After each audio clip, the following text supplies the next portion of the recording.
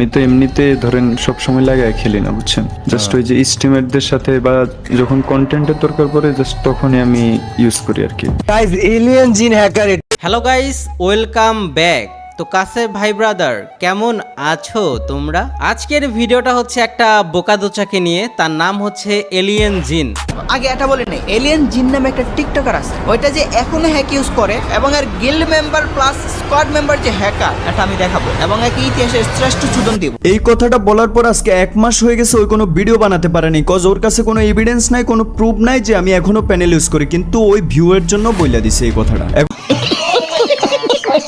স্বাভাবিক অবস্থায় মানুষের ব্রেন থাকে মাথায়, আর তার ব্রেন হচ্ছে পাছায়, কারণ সে তো মানুষ না, সে হচ্ছে এলিয়েন।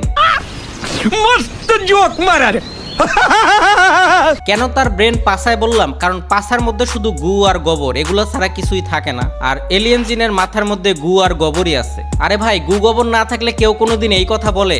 একটা ইউটিউবার একটা টার্গেট দিয়েছে যে এত লাইক এত কমেন্ট হলে আমি পরবর্তী পার্ট আনবো। সেই পরিমাণ লাইক কমেন্ট হয় নাই, মানে অডিয়েন্স সেটা চায় নাই, এই জন্য পরবর্তী পার্ট আসে নাই। পার্টটার জন্য 20,000 লাইক এবং 5,000 কমেন্ট চাই। 1-2,000 ফলোয়ার দিয়ে কিভাবে? দাঁড়ান তো, ভাই বলছে 20,000 লাইক আর 5,000 কমেন্ট হলে পার্ট 2 নিয়ে আসবে, দেখি তো হয়েছে কিনা। আয় হায়, এখানে তো 19,000 লাইক আর 2,000 কমেন্ট মাত্র, তার মানে কি আমরা পার্ট 2 পাবো না? ভাই তো আর আমার মতো চোখ গোয়াই নিয়ে ঘুরে না যে ভাই পার্ট 2 বানাবে।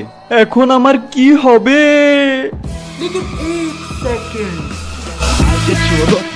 मामो तेरा बहन के चौदह महावीर वाला तेरा मैया के 14 वाला। आपकी औकात बता रहा हूँ सर, बुरा नहीं मानना सर।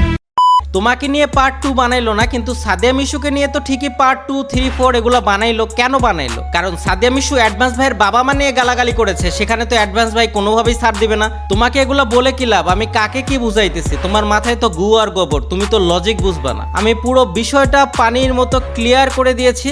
সো আশা করি সব ভাই ব্রাদাররা বুঝতে পেরেছো, এলিয়েন জিনের ব্রেন মাথায় না বরং পাছাতে থাকে। তো গেল এই বিষয়, চলো এখন দেখাই যে এলিয়েন জিন যে আসলেই হ্যাক ইউজ করে তার প্রমাণ দেখাই।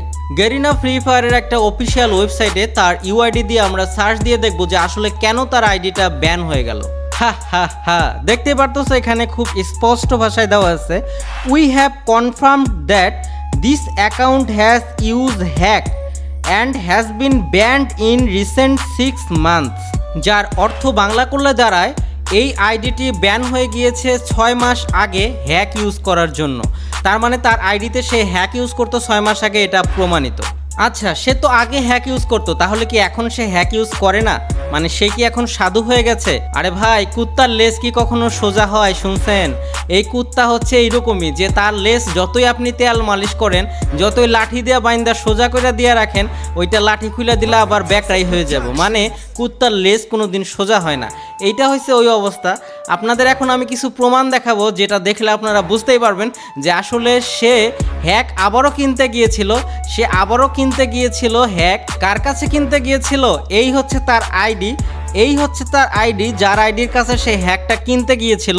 সেই সেলার আমাদের সাথে যোগাযোগ করেছে এবং আমাদের কাছে সকল প্রমাণ আছে। এখন আপনারা বলতে পারেন যে সে যে হ্যাক কিনতে গিয়েছিল সেটার প্রমাণ দেখান, সেটার কনভারসেশনটা কোথায়? আচ্ছা, সেটাও আপনাদেরকে দেখাচ্ছি। দেখেন, এখানে শুদ্ধ বাংলা ভাষায় লেখা আছে, সব রিসেট মাইরা দিছো, না হলে তো আবার লগ ইনের সময় ঝামেলা করব। মানে আবারও তার আইডি হ্যাক হইয়া আবারও ব্যান হইয়া যাইতে পারে। সো সে যে হ্যাক কিনতে গেছে, মানে প্যানেল কিনতে গেছে, এটা হচ্ছে আপনারা দেখতে পারলেন, তার মেসেজগুলো আপনাদেরকে দেখাইলাম। এখন আপনারা বলতে পারেন যে এটাই কি অরিজিনাল জিন কিনা, মানে এলিয়েন জিন কি এই আইডি কিনা? আচ্ছা, এই আইডিটাও আপনাদেরকে প্রমাণ করে দিচ্ছি। দেখেন, এর লোগোটা দেখেন আর নামটা দেখেন, ZINNFOV, একটা মিউজিকের চিহ্ন এইটা, এবং তার লোগোটা খেয়াল রাখেন।